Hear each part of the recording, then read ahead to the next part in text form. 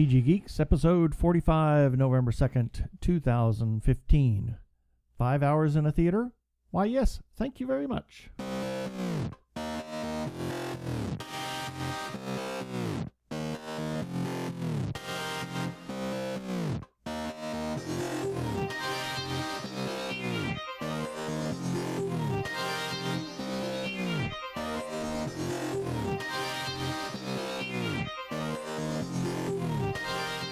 Hello and welcome to another webcast from tggeeks.com, where Ben and Keith, the Two Gay Geeks, talk about all aspects of geekdom and nerdery.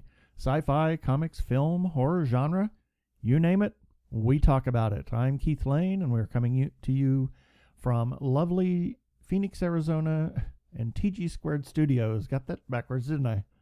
Yeah, I think people got the point.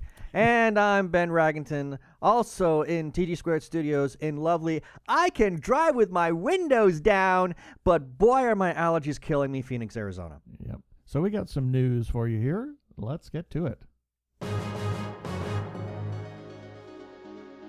Well, one big thing that I really want to touch on fast, there's a book series that has been out for a long time that was written by Anne McCaffrey. It is one of those iconic series that's like right up there with Lord of the Rings and all that.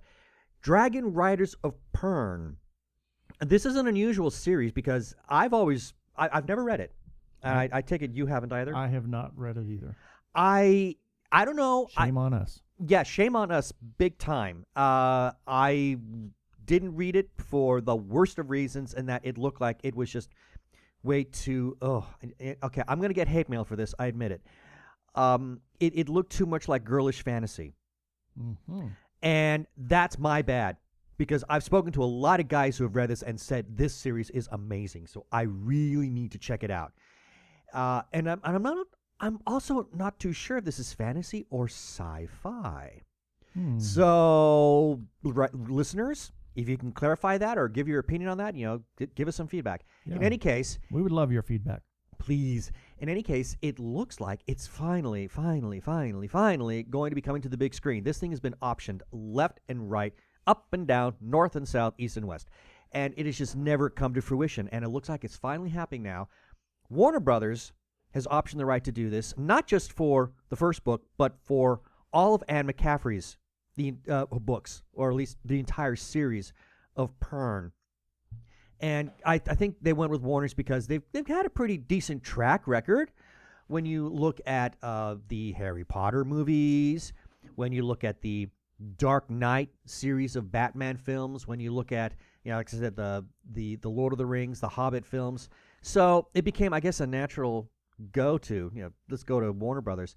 And they selected a writer to do the screenwriting. Her name is Sarah Cornwell. She's really not known for screenwriting. She's mostly known for actually writing her own books. But she has done some independent screenwriting here and there. Now, what I think is really intriguing for anybody who has not read it, the little brief synopsis says that the series revolves around a world where an elite group of fighters ride with telepathic dragons. I'm going to say something of that in a minute. In order to battle an airborne menace threatening the entire world of Pern.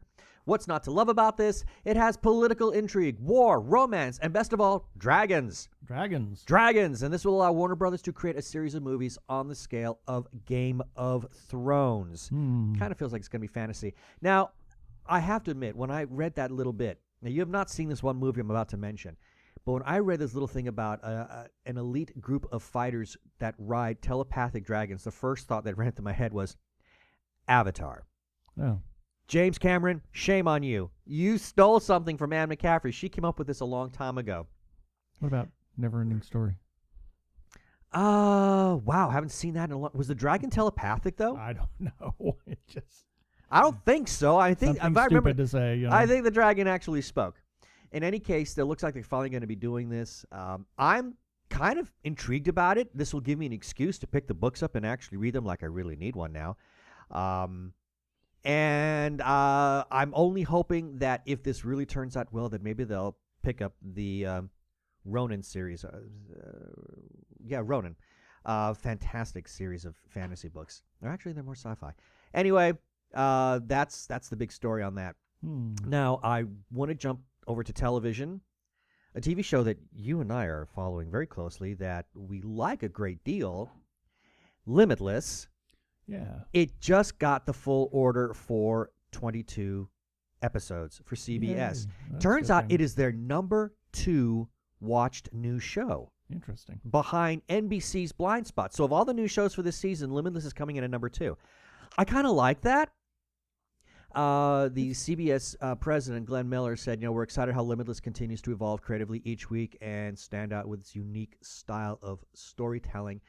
And it's been delivering, like 11 million viewers, which I think is just terribly exciting. It stars Jake McDormand, Jennifer Carpenter, Mary Elizabeth Mastriontonio. I can never say that right. It's been I guess produced by or written by Alex Kurtzman and Robert Orsi. We know have done some amazing things with Fringe. And the story, the movies, oh, God, boy. Rented Lips, people. The television series is executive produced by Bradley Cooper himself. Now, that really doesn't necessarily mean anything. Right. I'm really excited, especially after this last episode that we got. It was fascinating. I'm not going to... We're getting some information. We're finally getting some information. Well, we had to go about 5 episodes for it to finally happen. It took, 4 or 5 episodes for them to put the pieces in place, and it's finally happened. So Yeah. I'm like, okay, you've given me something now. Or have they? Well, they did, but then they gave a twist on it. Exactly. I'll accept that. I don't have a problem with you giving me something and then putting a twist on it. I don't mind that because now you've got me on the hook and you're reeling me in. It's not like just not giving me anything. So I'm really happy that the series seems to be going into a new direction now. I get the feeling we're about to enter into a mid-season finale. Yeah, sounds like it. I'm very excited about it. Now, speaking of mid-seasons, in this particular case, we're talking about a mid-season premiere. Yesterday, well, as of this recording, Fox released some new promos for their new TV series, Lucifer. That's a Cinderella joke, people. Yeah. The TV series Lucifer, which is really it is based on the Vertigo Comics Luther, and it's all about Lucifer, who's gotten very, very tired of ruling the underworld and has just decided, I'm bored and I'm unhappy as the Lord of Hell. Therefore, I'm retiring. I'm abandoning my throne, and I'm going to go to L.A. because, boy, when you can't go to hell, go to L.A. I guess. And it's called, the the TV series has been called Charming, Charismatic, and Lucifer himself is known as devilishly handsome as he enjoys his retirement. And he has this knack of being able to get people to admit things that they never really would. And then at the same time, God's emissary, the angel, I cannot even pronounce this correctly, but I'm going to take a stab at it. Amenadiel, I'm guessing, has been sent to L.A. to convince Luther to return to his underworld. So there's going to be some big paintbrush swooping storytelling that's going to be going on here, while at the same time we get this very devilishly charming man, pun intended, who will be working with the L.A. police. The series looks kind of darkly tongue-in-cheek, so I'm kind of intrigued by this. I know that this TV series has got a lot of the evangelical right kind of up in arms that Fox would show something like this. Get a life, people. I think this looks very intriguing. I'm very excited about it. Now, moving over to movies. Now, we did some story on this a couple of weeks ago about how Guillermo del Toro was going to be doing 3 Prometheus sequels, and that he was going to be working closely with Neil Blomkamp, who did District 9, and Neil was going to be doing a sequel to the second of the Alien films. So you had Alien, which was Ridley Scott's. Then I'm sorry, I really blew that story. I said Guillermo del Toro was doing Prometheus. I'm sorry, I'm not. Ridley Scott is doing Prometheus 1, 2, and 3, or 2, 3, and 4, whichever it is. So Ridley Scott's doing the Prometheus sequels, and he's working closely with Neil Blomkamp, who was going to be doing a sequel to Aliens, which was James Cameron's film. And everybody who follows Neil will know that his big breakout film was District 9.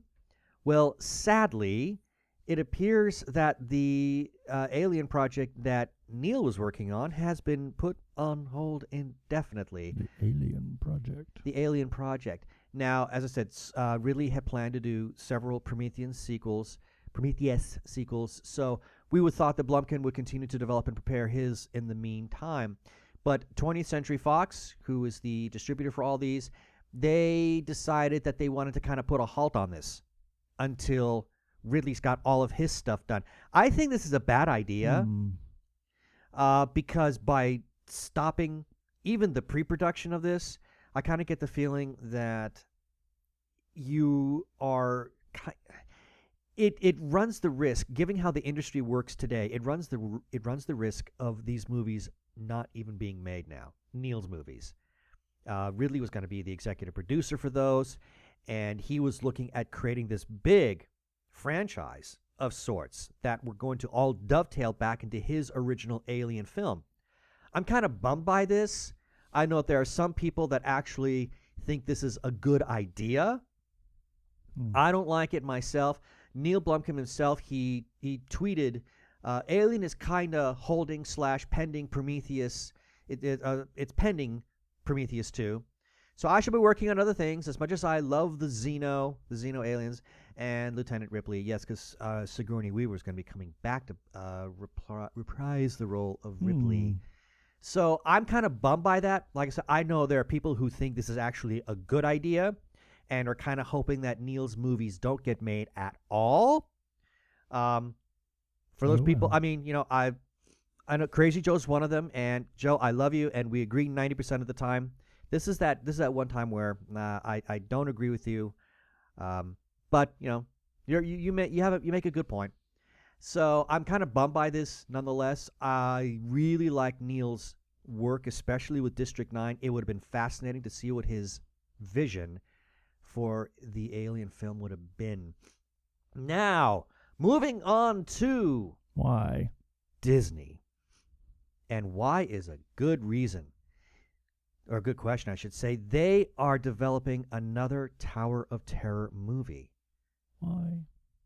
That's a really great question. Well, this is what we've got. Slash Film is reporting that Disney's developing this movie based on the popular theme ride, The Twilight Zone Tower of Terror. And it's basically an accelerated drop tower ride, which is at Disney's Hollywood Studios in Orlando and California Adventure in Anaheim, and is located at the Disney Sea in Japan. And it's also at the Studios Park in Paris. Oh man, I need a flow chart for that. And a lot of people are thinking, oh, this is an obvious property, but they already made one. Yeah. Now I believe they even made a little short for the ride itself. So yeah, there is a short for the ride, which was the movie was based on. Yeah. So what are they going to do now? And if anybody wants to see that short, you could actually go to our website, because we'll have a link for that. And again, they made an actual movie starring Steve Guttenberg, and I think it's a young Kirsten Dunst. And I believe it was for the Disney Channel. I mean, okay, so it wasn't a big theatrical release, but I thought it did a very faithful storytelling to the ride itself. Yeah. I mean, okay, it's not Pirates of the Caribbean, but you know what? I would go so far as to say that it was better than the Haunted Mansion movie starring Eddie Murphy. Yeah. It's not a bad little film. I mean, okay, so yeah, it tells the story of. It tells the story. So. It basically tells the story, and for people who see the ride in the States, it has a definite Twilight Zone feel. I mean, they actually managed to construct a fake Twilight Zone prologue to it with an excellent Rod Serling sound-alike. And what we get with this, the movie that's already out, we get the other side as to how that all happened. It's a nice little film. It's a good family flick. Seriously, I mean, it's not a scary movie. It's a good family flick. I don't think they should do it. However, I'm going to say this. if you're going to make this movie, dadgummit, get Guillermo del Toro to do it. Yeah. Because he knows how to do horror. Get him to do this film. So that's kind of my take on it. I'm not all that hip on this. In any case, if you want to know more about the movie and the ride, check out our show notes. We will have it there. And now for a little break. Yeah, baby. They're like two gay geeks. They're together, you know. They're two gay guys and they're geeks. Is that okay? And everybody knows what that means. It's birthday time. Here are a few selected birthdays for November 2nd through November 8th. November 2nd, Ray Walston was born in 1915. A lot of people might remember him. Ooh, man, I don't know. A lot of people now might remember him as Boothby from Star Trek The Next Generation. Yeah. But I think the older folks, our generation, would remember him as Uncle Martin from My Favorite Martian. Well, and also then from Damn Yankees as well as Mr. Applegate. Yes, and many, many other things. Yes, he was a marvelous actor. Yep. November 2nd, Keith Emerson is 70. Probably easily my top 5 favorite prog rock keyboardists ever. Steve Ditko, 87. Well, it's a bummer he's not still alive alongside Stan Lee, because a lot of the Marvel properties that are in movies or in theaters now, Yep. He had a hand in the development of those, at least artistically speaking. Yeah, also on November 2nd, Alfre Woodward is 62. Marvelous actress. And Marie Antoinette was born in 1755. Or should we say, Marie, let them eat cake and ice cream. And ice cream. There we go. November 3rd, Jim Cummings is 62. Do you recognize that name? I do recognize it, but I cannot dial it down. A very prolific voiceover actor. 447 credits to his name. Holy smokes, what has he done? The one being that we know especially is Ray from Princess and the Frog. Ah, okay. So he's the little lightning bug. The little lightning bug. Yep. So he's done a ton of stuff for Disney. It's like, oh my God. If you've ever watched the Disney Channel, you've probably heard Jim Cummings' voice in some form or fashion. Also, on November 3rd, Charles Bronson was born in 1921. Charles Baczynski was... yeah, I'd heard that someplace. And then he picked up the name Bronson, and we learned this on the Paramount Studio Tour, that he was going for an interview at Paramount, and he was at the Bronson Gate, which is the Paramount Gate that you always see. It's the big iconic gate. Iconic gate. And he chose Charles Bronson. Well, that name stuck, obviously. Yep. November 4th, Matthew McConaughey is 45. Ralph Macchio, 53. 53 looks great, but here's the reality check that just slays me. He is at least as old, if not older, than the actor who played Mr. Miyagi in the original Karate Kid film. Yeah, it's amazing. Ouch. Kathy Griffin is 54. Also November 14th, or November 4th, sorry, Walter Cronkite was born in 1917. And I bring that up because we have the Walter Cronkite School of Broadcasting here. Yeah, it's just downtown. In Arizona State University. Also, November 4th, Will Rogers, 1879. November 5th, Bryan Adams is 55. That, I really dig him. He's an awesome performer. Seen him twice in concert, and he's one of those guys who was born looking 55 years old. I'm sorry, Brian, I had to say that. You look real scraggly, but you're awesome anyway. Yeah. Sam Rockwell, 46. And Art Garfunkel is 73. Oh, my word. I'm feeling ancient. Just call us the two old farts. Yeah, really. Instead of the two gay geeks. November 6th, Jonathan O. the Pain Harris, 1915. Oh, the pain. And John Philip Sousa, born in 1854 on November 6th. November 7th, Dame Joan Sutherland would have been 89. Wow. She's had a hand in several people's careers. Oh, she was over very, the years. very influential.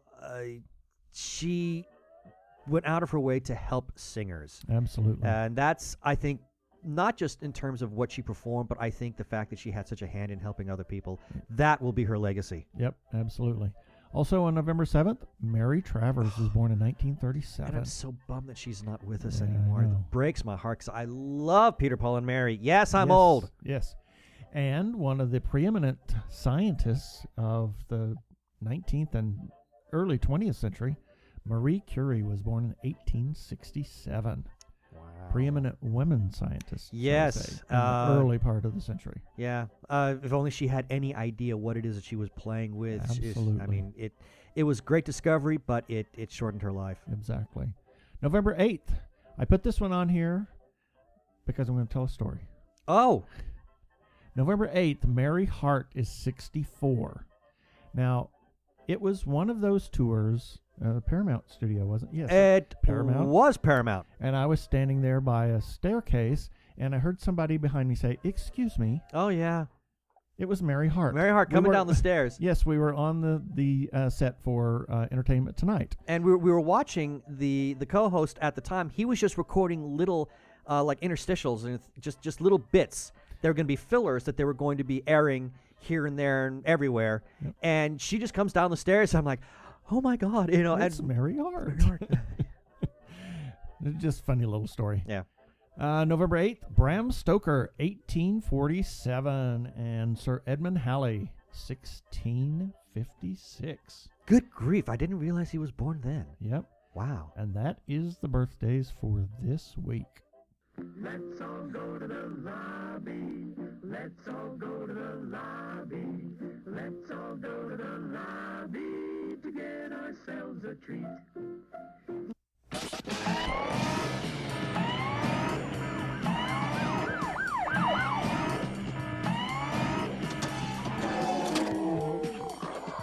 Hey, this is Crazy Joe. And this is Dave, hosts of Megapodzilla, the podcast equivalent to a 100-foot radioactive robot lizard, but with horn-rimmed glasses and a pocket protector.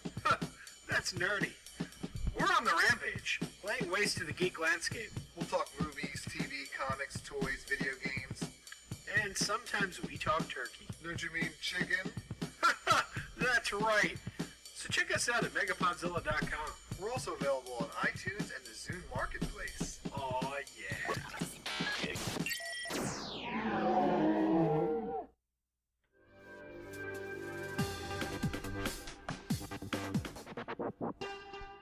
Go check out our friends Crazy Joe and company over at Megapodzilla. And now, what time is it? Listener feedback.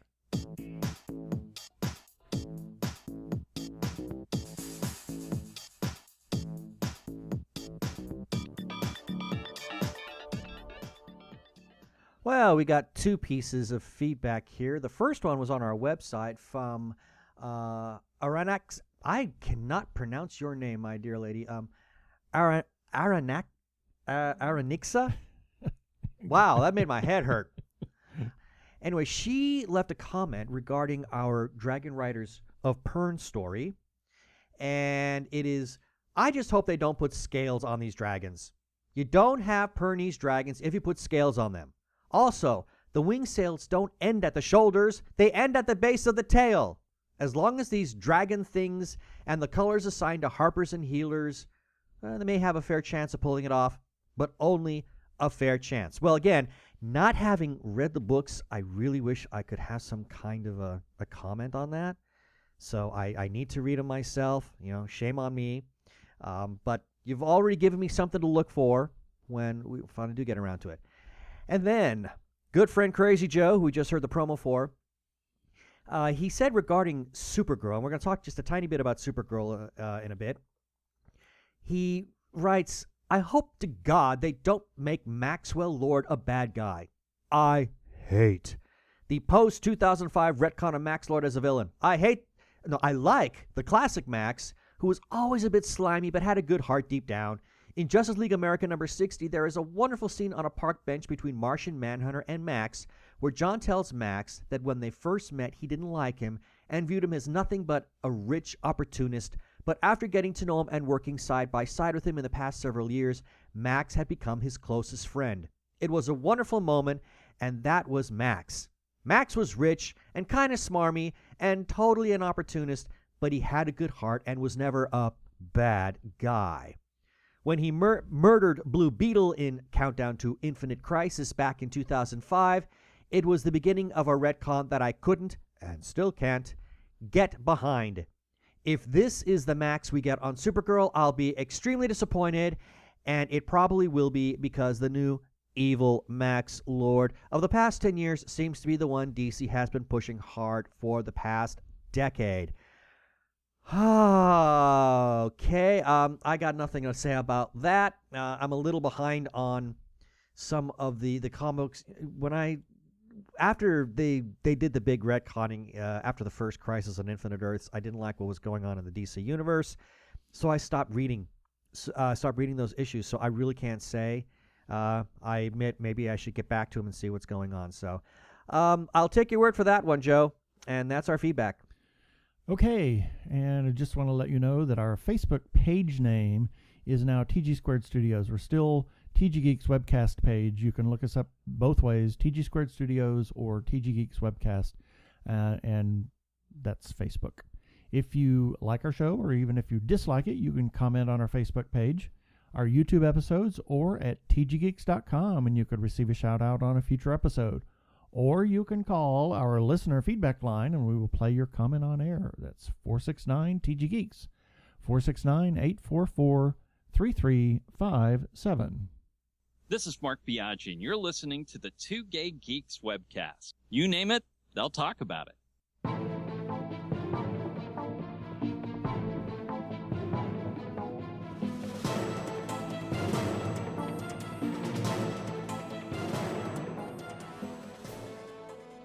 Okay, just a few things we want to touch on. Going back to the aforementioned Supergirl, it finally premiered. Huzzah! Okay, so what did you think about it? I liked it, actually. I thought it was really good. I don't know anything about Supergirl, but I thought the show was really good. Any specifics that kind of stood out for you? You know, casting, filmmaking. No, it just kind of liked it. It was fun. It was a fun little thing. It's a nice little show. I feel that there was too much ground to cover in a 1 hour time slot. I didn't care for that. At least 90 minutes, if not 2 hours. Yeah, I absolutely agree, because there's a lot of backstory. I mean, yeah, we all know Kara's background. We know she's technically originally the older cousin to Kal-El, that they left Krypton at the same time, but they have to kind of give us how it's going to look like in this particular universe, and then set the stage for her development, her family. One cool bit of trivia is that her parents were played by the Clark Kent of The Adventures of Lois and Clark, and the Supergirl from the Supergirl movie that the Salkins put out back a number of years ago, which was really a terrible film. But she's a good actress. So it's a nice little bit of trivia there. There seems to be some debate as to what universe this TV series is actually taking place in. There are some indications that this is the same universe as Man of Steel. But as Crazy Joe reminded me, the Warner Brothers execs have made it quite clear that the movie universe and TV universe are very, very separate. So maybe this is indeed just the same universe as Arrow and Flash. Hard to say. It was okay. I thought it was nice. I look forward to seeing where this is going to go. I can't say that I love it yet, but it was good enough for me to want to follow. So I look forward to doing that. Next up, we've got Grimm. Yeah, that TV series just recently came back. This is a TV show that we loved very, very much. We followed it quite religiously. We started mainlining the heck out of this TV series in ways that I can't even begin to describe. And we managed to catch up during the summer. Yep. So now we're watching the first episode live. And Oh, my gosh. I got to ask you, how does that feel now that we're doing that? It feels horrible. I want the next episode. Okay, now here's a question. Is this because we got very used to mainlining Grimm, or is it because the way they tell their stories really lends itself to mainlining as opposed to weekly episodic viewing? Well, weekly episodic viewing is it's not for the impatient. And if you want information and you want it now, it's not good for that. We got accustomed to it, though, I think, with mainlining it.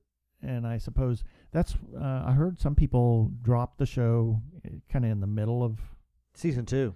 Yeah, because they just, it was too slow going, or what they felt was too slow going.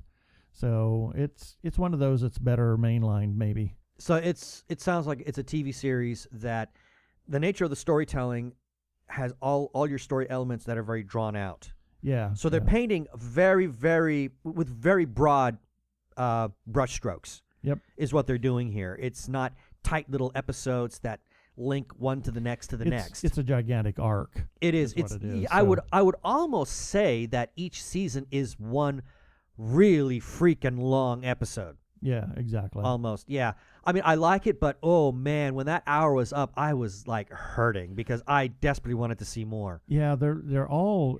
It seems that all of the episodes are somewhat arc related. There's no non-arc related episodes. Maybe one or two here and there. But most of them have some little snippet of the arc. Yeah, I think in them. I think more than a snippet. I mean, there's definitely some very drawn out story details, and as far as the independent, standalones, that's like really specials. Like maybe a Christmas episode or something like that. But yeah, each episode definitely links one to the next, to the next, to the next, all the way through to the end of the series. So, part of me is wondering, maybe we should just like tape them all and not watch them until the series is, until the season is done. I know. I don't know whether we could do that or not. I know that would be kind of tough. It's kind of interesting that we interviewed a couple of people from Grimm way back when we were at Slice of Sci-Fi, and that would be kind of interesting to do again. I would love to talk to Claire. I would love to talk to Claire again. I really would. I just absolutely adored her, despite the fact that she plays such an almost evil person. Yeah. I love her. She's really, really terribly awesome. Okay, now, lastly, I want to talk about something that you and I got to do on Saturday. Yes. Wow, we saw one heck of an opera.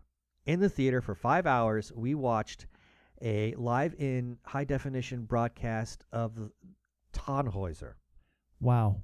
Now, I've got a review for this. It is on our website at tggeeks.com. We will have a link to that review in our show notes.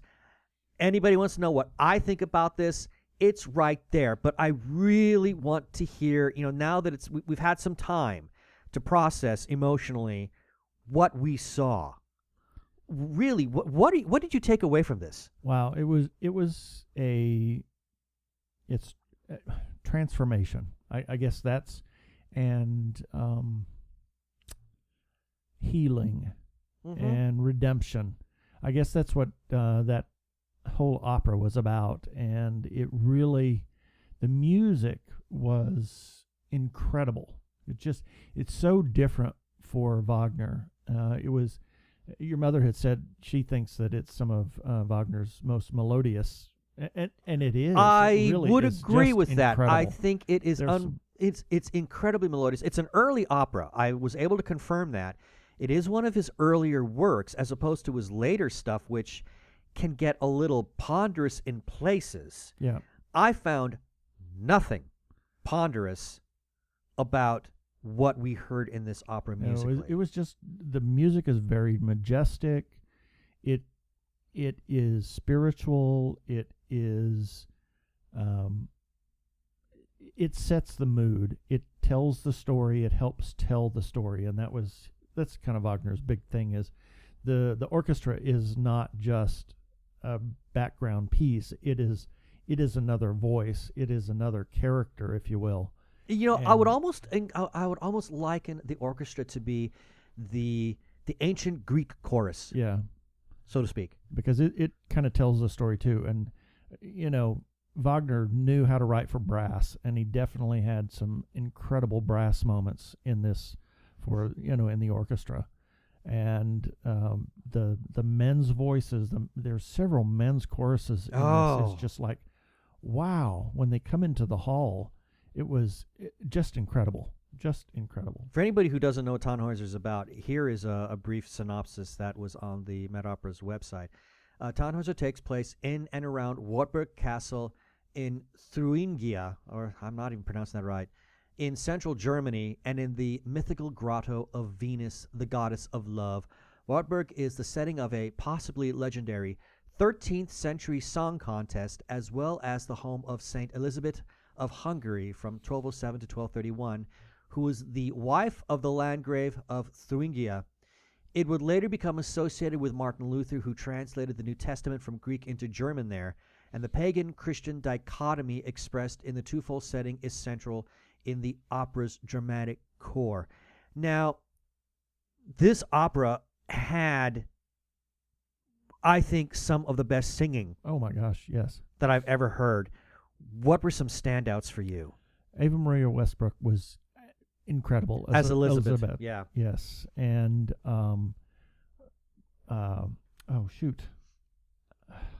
which character? Well, Wolfram. Wolfram, who was Peter Mattei. Peter Mattei, yes.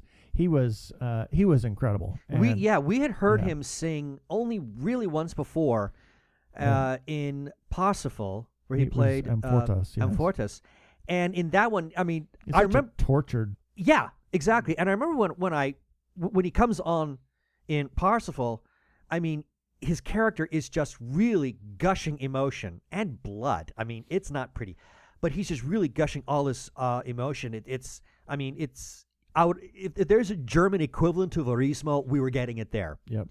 And he was just like really expressing all this heartache into the singing. But even through that, I was able to tell, wow, this man has got one heck of a voice.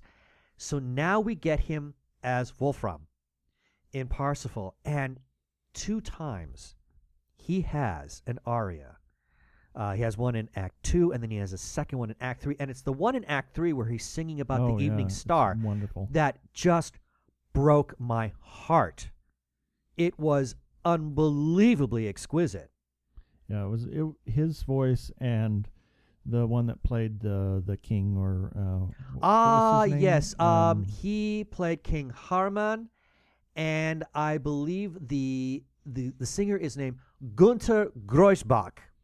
Yeah, he had an incredible voice. What as a well. voice! I've never heard him before, and we learned in between, or before the opera started, I believe that he will be back next season singing the part of Baron Ochs in Der Rosenkavalier. And so to hear him do something that's more of a comic role will be very interesting. Yeah. Because he really, he was able to very much convey that sense of royalty. Yes. And dignity, not just in terms of his presence, but in the way he sang. Right, and we talked about he would make a great Sarastro. Oh, I think he'd be phenomenal Sarastro in Magic Flute. I think he would. I wouldn't be surprised. He has the voice type for that. He does have the voice type. I wouldn't even be surprised if he's played the part. I need to look up more on him and find out his history of roles that he has played. But I would imagine Sarastro has got to be right in there. Yeah. He would be great to have come back and play the part. And last but not least, Johann Botha was the tenor who played Tannhäuser himself. Was his stamina? Oh my gosh! That's the key. He has to endure this entire opera, and it's not a very lyrically beautiful part, but it's a very dramatic part. He's on stage the entire opera, practically. The only time that he is not on stage is the first 4 minutes of Act 2. Well, there's a part during... and then Act 3. Then Act 3, too. Because first 15 minutes. Yeah, because then we get a really great... those are the moments where he's not on, but he's on the rest of the time. Yeah. And he's singing for virtually that whole time as well. And the operatic demands that Wagner has placed on him are so intense. We saw an interview with Botha in between acts, and he made the comment that when Act 2 comes around, there are moments where he just really has to jump from like, mid-low to high range, and you can't be sloppy with that. No, because you still got a lot of singing to do in the rest of Act 2 and then Act 3. So he said if you lose it in Act 2, you'll never make it to Act 3. You'll never get it back. Yeah. But it was an incredible opera. It brought me to tears at the end. What did you think of Yang Fan? Oh, wow. She was incredible. We had heard an interview with her during we were driving, it was an intermission for Friday night or so. Something like that. Something like that. Yeah. And she was part of the Young Artist program, and she had this less than a cameo role in this, but her voice was incredible, just incredible. I'm looking forward to seeing more of her. Please, you've got to the Met has got to get this girl to come back. Her voice was like, I can't describe it except it was like a musical. It was truly a musical instrument. Yes. What we heard out of her, it was shocking, but in a great way. I love to be pleasantly surprised, to go into something and then to be given this wonderful gift of a surprise. Yes. And she gave that.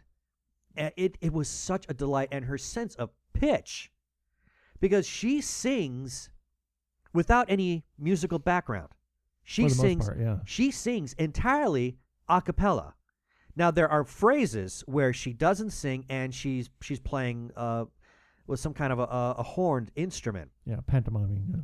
Yeah, and that's it. Yep. But the rest of the time, she is singing completely unaccompanied, and every time she finished a phrase and then the instrumentation came back, the pitch was perfect. Yes, and something else I want to talk about is the chorus. Oh my God. The chorus deserves absolute praise for what they did in Tannhäuser. It was just incredible. We've heard the chorus a number of times. Oh, and just thinking about it is giving me chills. We've heard the chorus quite a few times in different Met operas, and they've always been regarded as one of the best choruses ever. But what we heard this time was beyond anything I could have ever expected. From singing backstage to singing on stage to ensembles to it was just wow. They did an incredible job. I was heartbroken that they did not get a special curtain call just for themselves, because they deserved it. Yeah. This is one of their most shining moments, and I wrote this in our review. This did not just bring tears to our eyes. We were both weeping. We were openly weeping. We really were. I mean, we were crying. Yeah, it was a wonderful, wonderful transformation, and it's something to behold. You have to see it, and the orchestra did a fabulous job. James Levine did a great job, despite his physical limitations that he has now. He did a great job of conducting the orchestra. The orchestra played beautifully. The brass was incredible. They have a brand new harpist. A brand new harpist who's like been playing. We heard an interview with him too, did you hear it? I heard the interview as well. Yeah, we both heard the interview, and it's like he's been playing the harp since he was like 5 or wanted 5 or 6 years to old. play the harp since he was 5.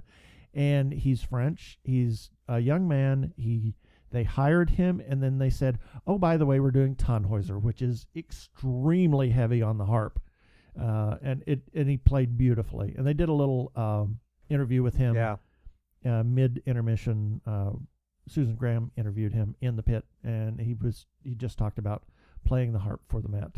It was all around. It was an incredible experience, just incredible. And I like how you described it as transformation. One of the greatest things about any art form that you go to watch, witness, listen, whatever it is, when you come, there's nothing more wonderful than going into a venue whatever it may be, a museum, a concert hall, doesn't matter. You go into that venue, you experience whatever it is, and then you leave and you feel like you've been changed. Yes. That is absolutely. art at its best. And this opera did it. Holy cow. It was amazing. And there is going to be an encore performance of this very live performance of Tannhäuser. There's going to be an encore presentation of the same performance we saw on Saturday. It will be this coming Wednesday, 6:30 local time, I believe. The link will be on our website. All you got to do, the link for my review will be on our website, and then within the review, you can find the link to the encore performance should you wish to check it out. There are many home video recordings of this of Tannhäuser, but I would say you need to see this one. Yeah, and then whenever it's on the Met Opera player. When it finally hits the Met Opera, as soon as it hits the Met Opera player, we will talk about it, and we'll talk about it again once it hits home video, because this is one we'll have to own. We have to own this one. It was that spectacular. I can't say enough about it. Absolutely.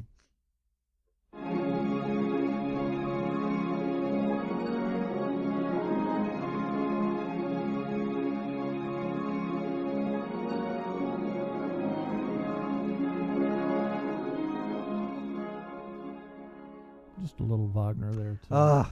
More Move us gorgeous on. music. I mean, I can't help it. Wagner just wrote some of the most gorgeous music ever. Got a couple of follow-up things. First, wow, our friend Andrew Ian, who we interviewed as part of the big Origin Beyond the Impact Roundtable. Yeah, the Origin Orgy. Yeah, the Origin Orgy. He's been cast to star in a family film called Uncle Reese. This was just announced like Thursday or Friday, and the movie's already being described as heartwarming, whimsical. I'm thrilled for him. Andrew is he's a total force of nature for anybody who's ever met the guy. But he's a terribly nice guy. I mean, I really nice guy. like him. I want to interview him too. He's one that I would love to get on the horn and just chat with, because I think he would completely take over. Yep. So, but really happy for him that he's got a starring role. He's been primarily doing stage work. That's been his big focus. I mean, he then got a little bit of exposure with Origin Beyond the Impact, but it's great that he's now got this this film that he's going to be working on. So, congratulations, Yes. Andrew. Then second, I want to give a special shout out to the Doctor Who Fan Cast Guide. They've been reprinting our stories, which has certainly helped to increase our circulation there out on the intertubes. And they can be found, you can get the Doctor Who Fancast Guide by going to Twitter and following @TalkingWho. We will have the link for that in our show notes. And the same for our good friend of the show, Arkle. Brian Weber has got the Arkle Times Post Dispatch News that he puts out rather regularly, and he's been reprinting some of our stories as well, including he reprinted my review. Hey. I was very happy about that. Yay. Thank you, Brian. That was really nice of thanks. you. We I appreciate it. that. And you can get the Arkle Times Post Dispatch News by following him on Twitter, and he's simply @Arkle, and we'll have the note for that in our show notes. And then I want to give a shout out to the Facebook group, The Gay Geek, for allowing us to post our episodes on their website. Their URL is facebook.com/groups/The Gay Geek. And again, special thanks to the moderator, Jeremiah Reeves. He was the one that I spoke to several times in order to put this deal together. And Jeremiah, you're terribly generous in allowing us to do this. Thank you very much. Yes. Now, I want to hit on something just briefly. For anybody who has followed us regularly and goes to our website regularly, which, man, I hope all of you do, TGGeeks.com. TGGeeks.com, we regularly write reviews on things that we read, things that we watch.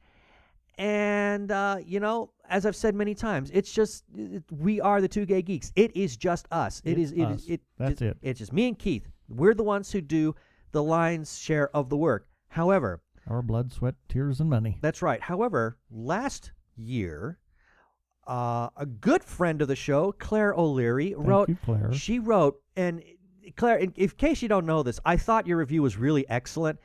of a movie called Dracula Untold. Keith and I did not have an opportunity to go see this movie. We would have liked to, but we just didn't get the chance. She had, and she offered, I could write a review, and, by all means, do it. She wrote a review, she sent it to us, we put it on our website, and we gave her the credit for it. So, if anybody out there wants to write a review for a book, for a movie, for a science story, because the TG Geeks, we love science as well. If there's anything out there that you would like to write a review or an article on, let us know. Go to the contact page on tggeeks.com and send us a note, and that will come to our email box, and then we'll contact you and maybe set something up for you. Please, we love contributions like that. So yes, I'm asking for people, solicit. I'm soliciting. Please, if you got something to share, please share it with us. And one last thing that I didn't put in the thing here, I want to give a shout out to the Conditioning movie and Phil Pugh and Joe Capella. They reached 200% of their Indiegogo campaign. I can't imagine how thrilled they really are by that. They really are. It was incredible. They 200%. They originally wanted to do 750 British pounds, and they wound up getting 1,500. Oh, bless them. The stretch goal to 1,500, which was great. So they were able to do everything. I think they've finished principal photography, and they're getting ready to go into the edit process. And hopefully here in the next couple of weeks, we'll have them on the show to talk about conditioning. Man, I would love to get them on the horn and talk to them about this. All right.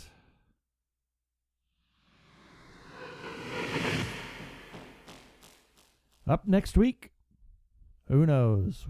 Maybe more news. Maybe more news. Maybe an interview. Who knows? We usually don't know these things this far in advance. Yeah. Sometimes it's last minute. Sometimes.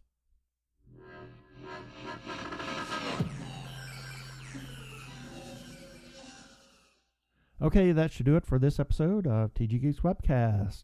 Be sure to check out the article for this webcast episode. We'll have several links on that page. And remember, you can comment on our Facebook page or our website, tggeeks.com, or you can leave us voicemail at 469-TG-GEEKS.